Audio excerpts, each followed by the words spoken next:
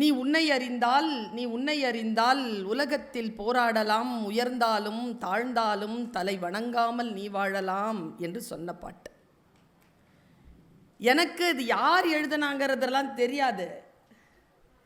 எனக்கு ஒரு 13 வயது இருக்கும். என்னுடைய அம்மா தேன் கிண்ணம் கேட்பாங்க.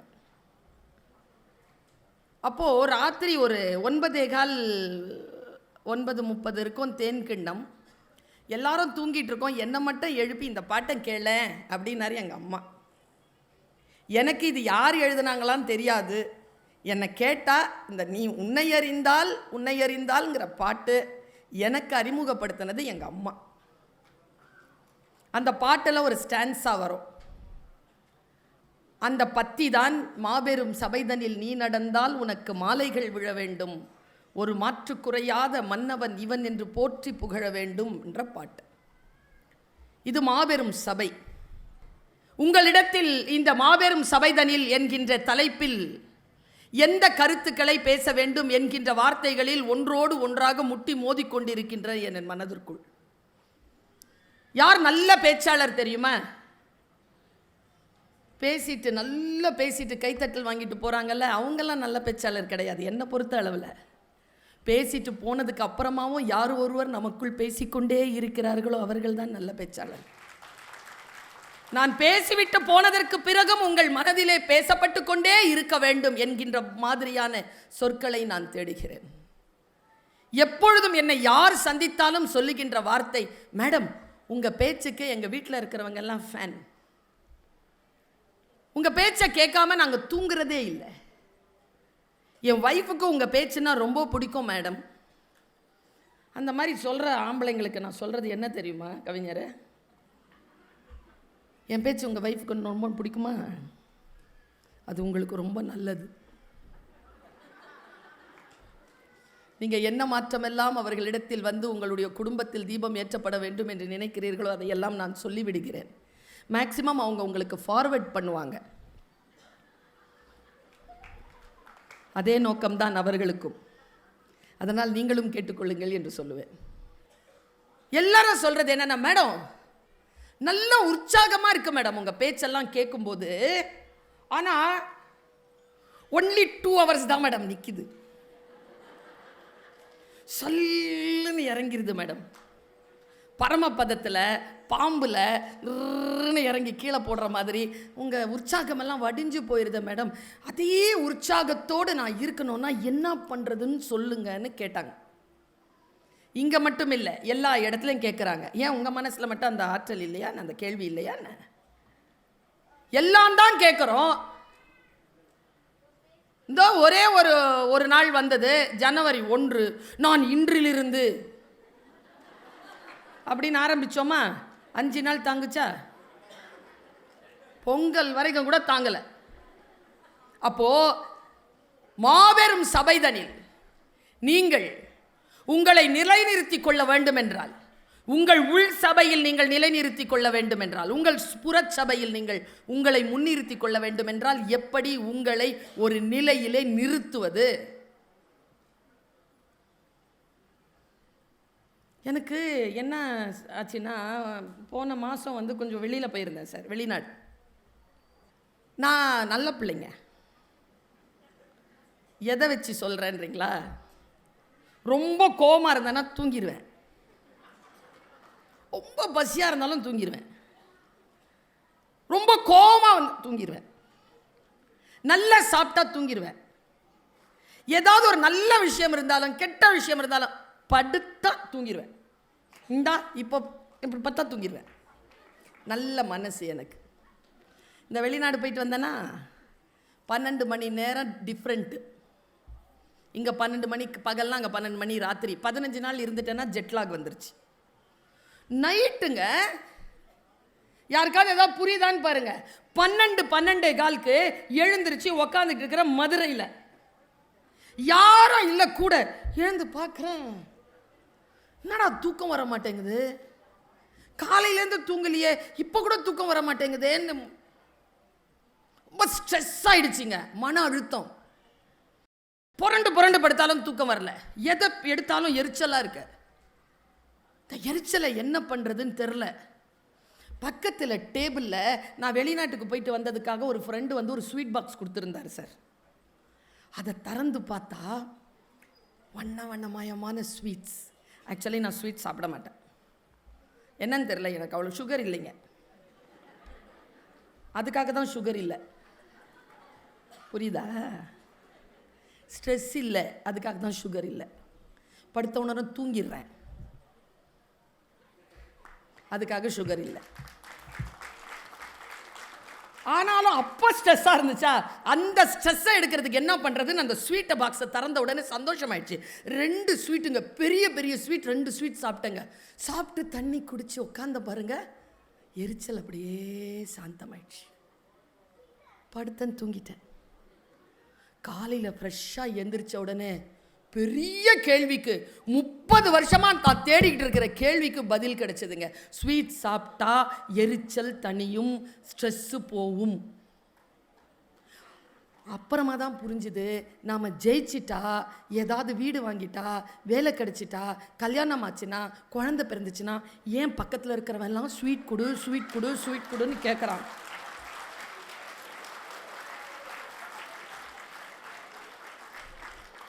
ஸ்ட்ரெஸ்ஸாக சுற்றிக்கிட்டு இருக்கிறாங்க. நம்மளை சுற்றிட்டு இருக்கிறது எல்லாம் ஸ்ட்ரெஸ்ஸாக சுற்றிட்டு இருக்கு. நீங்கள் என்ன பண்ணுங்க, இதோ இந்த வார்த்தையை சொல்கிறேன், இன்றைக்கி வாங்கி வச்சுக்கோங்க. உங்களை சுற்றி இருக்கிறவங்க நீங்கள் ஸ்ட்ரெஸ் ஆகுறாங்கன்னா நீங்கள் ஜெயிச்சிருக்கிறீங்கன்னு அர்த்தம். அவங்களுக்கு ஸ்வீட் கொடுத்துருங்க, சரியா? தோத்துட்டீங்கன்னு வச்சுக்கோங்க, நீங்கள் சாப்பிடுங்க. ஏன்னா ஸ்வீட் யார் சாப்பிட்றோமோ இல்லையோ அது முக்கியம் இல்லை சுபத்ரா, ஸ்ட்ரெஸ் இல்லாமல் இருக்க வேண்டும், அதுதான் முக்கியம் என்பதனை புரிந்து கொள்ளுங்கள். எனக்கு சில வார்த்தைகள் புரியுதா? புரிவதை நான் அடுத்ததாக வந்து சொல்கிறேன்னா, ஒரு மோட்டிவேஷனை, ஒரு உற்சாகத்தை கீழே போடாமல் அப்படியே வைத்திருப்பது எப்படி? இது சார் எத்தனை பேரை சந்திச்சிருப்பாருன்னு எனக்கு தெரியல. கவிஞர், நான்லாம் எங்கள் காலேஜில் வேலை செய்யும்போது நல்லா ட்ரெஸ் பண்ணிவிட்டு நல்லா போவேன் சார், ஃப்ரெஷ்ஷாக 7:45க்கு ஸ்கார்பியோவில் போய் இறங்குவேன். அப்படி வானத்துலேருந்து இறங்குற பராசக்தி மாதிரி போய் இறங்கி கையெழுத்து போட்டு அப்படி கேபினில் போய் இப்படி உட்காந்துட்டு என்னுடைய அட்டெண்டன்ஸ், அது புக்கு கிக்கு எல்லாத்தையும் எடுத்து வச்சுக்கிட்டு ஃப்ரெஷ்ஷாக இப்படி நிமிர்ந்து பார்ப்பேன் பாருங்கள். என் கலீக் ஒருத்தவங்க உட்காந்துருப்பாங்க, அவங்க ரிட்டையர்ட் ஆகிட்டாங்க. இப்போ அவங்க என்கிட்ட கேட்பாங்க, என்ன பர்வீன் டல்லாக இருக்கிற? ஹே, நல்லா தான் இருக்கிறேன், வீட்டில் ஏதாவது பிரச்சனையா, சண்டை ஏதாவது போட்டு வந்தீங்களா? அந்த ஆள் தான் கொண்டு வந்து ட்ராப் பண்ணியிருப்பார். 2 மணிக்கு ஏதாவது டாலர் வாங்க போறியாம்மா, வாங்கி தரேன்னு சொல்லி போயிருப்பார்.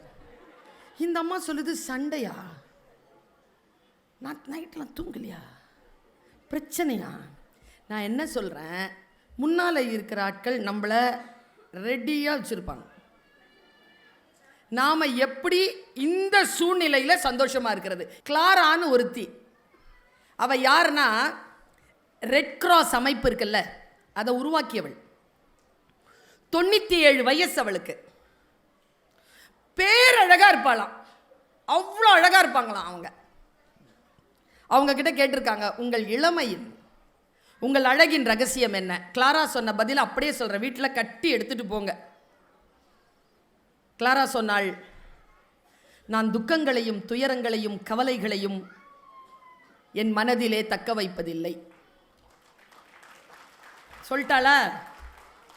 அடுத்த துணை கேள்வி, மேடம் யாராவது அது உங்களுக்கு ஞாபகப்படுத்தினா?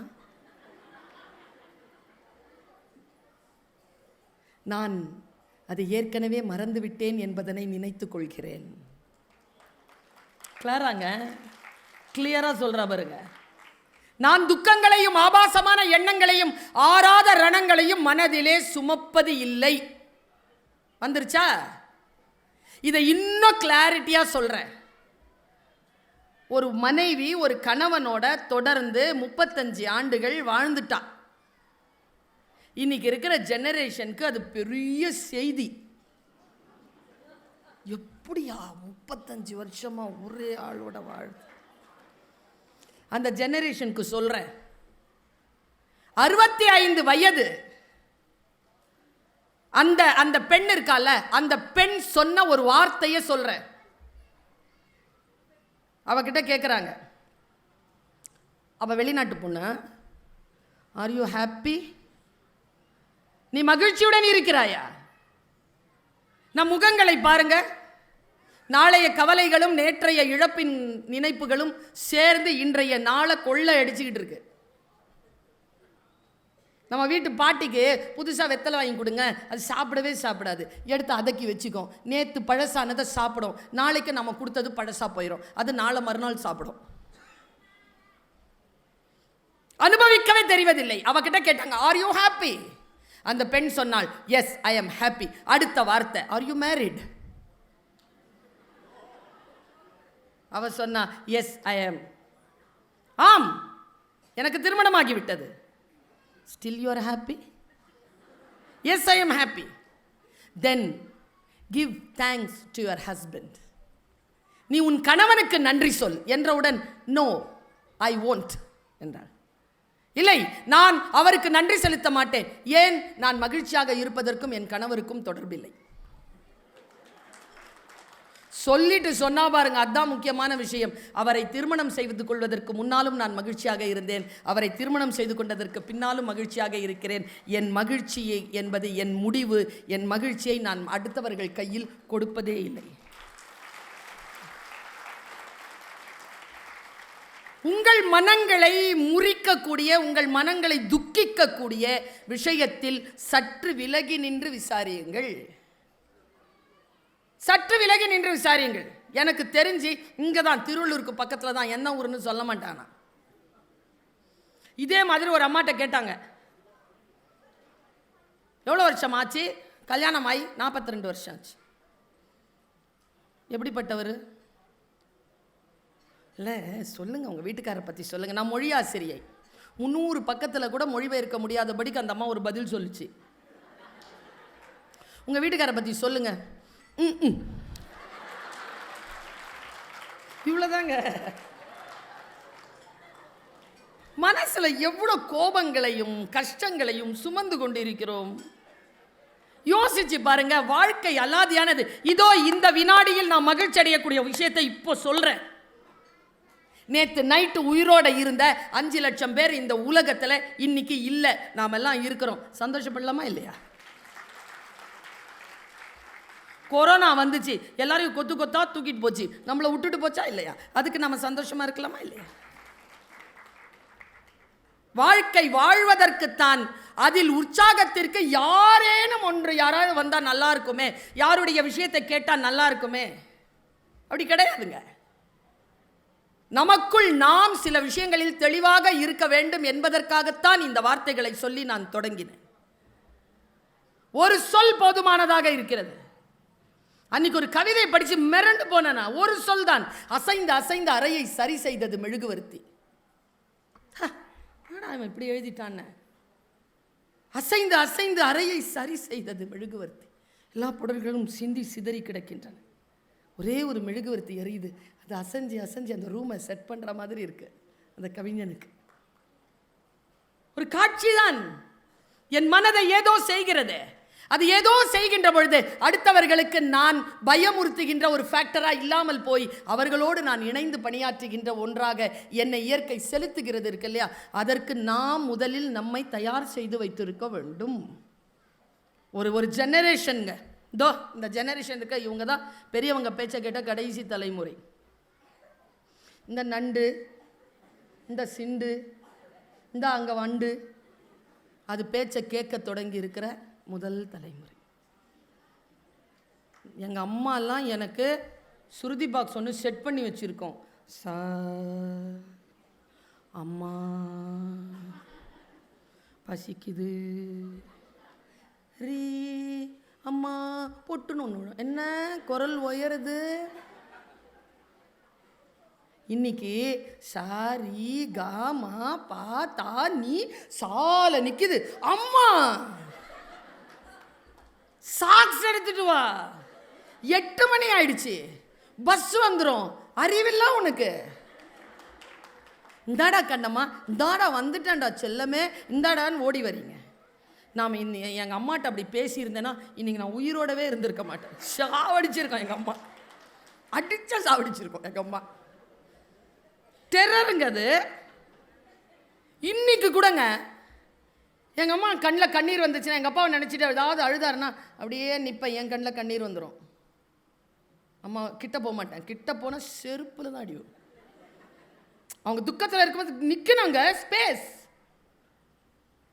இன்னைக்கு நான் எங்கள் அப்பாவை நினச்சிட்டு நான் அழுதுட்டு உட்காந்துருக்கிறேன். என் பையன் வந்தான், நல்லா தானே இருந்த காலையில், எதுக்கு அழுகுற? நான் அவங்ககிட்ட என்ன தெரியுமா சொன்னேன், நீயாவது என்கிட்ட இதை கேட்குற, உன் புள்ள உங்ககிட்ட என்னடா கேட்கும்? இன்னைக்கு மிரட்ட முடியலைங்க குழந்தைகளை, திட்ட முடியல. பணிஞ்சு பணிஞ்சு போச்சுன்னா அதுங்களை மிரட்டி பணிய வைக்கிறதுக்கு வெளியில் ஒரு கும்பல் காத்துக்கிட்டு இருக்கு. ஒழுங்கா டீச்சர்கிட்ட கொடுத்து வச்சிருந்தீங்க ஒரு குச்சியை, குடுங்கி போலீஸ்காரங்கிட்ட கொடுத்துட்டீங்க. இந்தா வரும்போதே பயமுறுத்துறாரு. நான் என்ன சொல்கிறேன், அவங்க கிட்ட இந்த லத்தியை பிடுங்கி அதை குச்சியாக்கி ஆசிரியர்கள்கிட்ட கொடுத்துருங்க. அவங்க கிட்ட போகாமல் நாங்கள் பார்த்துக்கிறோம். கண்டிக்க முடியுதா? பெற்றோர்கள், நான் ஒன்று சொல்லிட்டு போகிறேங்க, உங்கள் குழந்தை மாபெரும் சபைதனில் நடக்கணும்னா ஒரு 2 ஆயுதங்கள் கொடுத்துருங்க. ஒன்று பணிவு, ஒன்று எளிமை. 2 கொடுங்க பார்ப்போம். கற்கின்ற பொழுது பணிவோடு இருக்க சொல்லுங்கள், கற்றதற்கு பிறகு அதிகாரத்தை செலுத்த சொல்லுங்கள். கற்கின்ற வரைக்கும் பணிவா இருக்கணுமா இல்லையா? கற்கிறதுல பணிவு இல்லையே, பணிவே இல்லாமல் போச்சு. லீவ் லெட்டர் எழுதுறதுல பிரச்சனை ஆரம்பிக்குது. as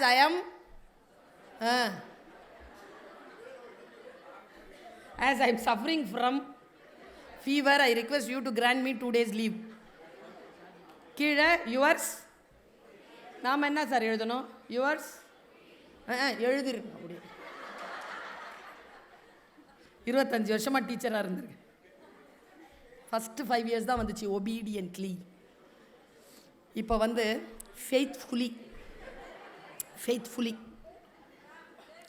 truly, sincerely. ஒபீடியன்ட்லி ஏன் எழுதுறதில்லைன்னு நான் தேடினேன் சார். மொழி ஆசிரியர் ஐ முன்னால் வருமா, ஈ முன்னால் வருமானு சிக்கல் அதுங்களுக்கு. இப்போ ஃபெய்த்ஃபுல்லியில் அந்த பிரச்சனை இல்லை பாருங்கள். எவ்வளோ ஃபெய்த் இருக்குதோ அவ்வளோ எள்ளு, ட்ரூலியில் எவ்வளோ ட்ரூ இருக்குதோ அவ்வளோ எள்ளு. எங்க பணிவு இல்லைங்க இன்றைக்கு. எங்கள் அப்பா சொல்வார், ஆஜிசி அதத் பாட்ஷாயி, ராஜகுணத்தின் முதல் தகுதி பணிவு, அது அடிமைத்தனம் அல்ல. பணிவுடன் இருப்பது அடிமைத்தனம் அல்ல. நம்ம குழந்தைகளுக்கு ஏன் சொல்லித்தர மாட்டேங்கிறோம்? இந்த கொரோனா வைரஸ் வந்துச்சு, ஒழுங்கு மரியாதை பணிஞ்சு போனவெல்லாம் தப்பிச்சிட்டான், தைரியமாக வெளில போனவெல்லாம் செத்தான். சின்ன இது தானே, ஜெம் தானே, சின்ன வைரஸ் தானே, இத்தினூண்டு இருக்குல்ல. அஞ்சுவது அஞ்சாமை பேதமை. எதற்கு நீ அஞ்சு கொள்ள வேண்டுமா அதற்கு அஞ்ச. குழந்தைகள்ங்க 19-20 வயசு குழந்தைகளுடைய பதாகைகள் இருக்குங்க, நினைவஞ்சலின்னு. தாய் மனசுங்க பதறுதுங்க எனக்கு.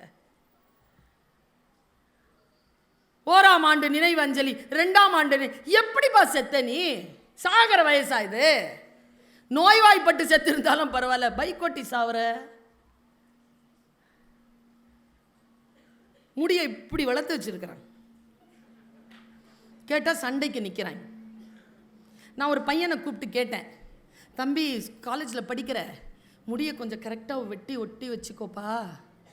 ஏன்னா ராத்திரி நீ பைக் ஓட்டிட்டு போனேன்னு வச்சுக்கோயேன், நீ செய்யாத தப்புக்கு உன்னை பிடிச்சி போட்டுருவாங்கப்பா உள்ள. ஏன்னா இந்த மாதிரி முடி வெட்டி கிட்டி இப்படி வச்சுக்கிட்டு கையில் அந்த வளையல்களை எல்லாம் போட்டுக்கிட்டு ஒரு மாதிரி டாட்டூ எல்லாம் போட்டுக்கிட்டு சாஞ்சி நடக்கிறவனை பார்த்தா பயமாக இருக்குப்பா. பாடம் சொல்லித்தர முடியல ராஜா. இங்கே திருச்சியில் மாபெரும் தமிழ் கனவு நிகழ்ச்சியில் மேடையில் கலெக்டர் இருக்கிறாருங்க. ஒரு பையனை கூப்பிட்டாங்க. அவங்க 3 நிமிஷம் அவங்க டீச்சர் கேட்க, சார் பிரமாதமான பையன், உங்ககிட்ட ஏதோ உதவி கேட்கணுமா. வந்தாங்க. அவன் நட எப்படி இருக்குன்னா, அது என்னன்னு தெரில, எனக்கு வருத்தமாக தான் இருக்கு. சாஞ்சி ஒரு மாதிரி நடக்கிறான், இப்படி நடக்கிறான், தலைமுடி இப்படி இருக்குது, காதில் என்னென்னமோ போட்டிருக்கான், நல்லா படிக்கிற பிள்ளை. செம்ம புத்தி. வந்து நின்னானா, நின்றுட்டுல இப்படியே அவங்கள பார்த்தான். யார? கலெக்டரில் அவனை பார்த்தாங்க. அவனுக்கு யாரோ ஃபோன் வந்துருச்சுங்க. பேக்கெட்டில் ஃபோன் வச்சுருக்கான். என்ன பாட்டு தெரியுமா? சத்தங்க பாட்டு. எங்கே போச்சுங்க பணிவு? நீ ரத்தத்தை குடிக்கிற மாதிரி குடிப்பேனே நான்லாம். அவமானத்தை காட்டவே மாட்டேனே. டீச்சர்ஸ் கிட்ட ப்ளக்கை பிடிங்கி விட்டுருவாங்கன்னு தெரியும் எனக்கு. காட்டவே மாட்டேனே.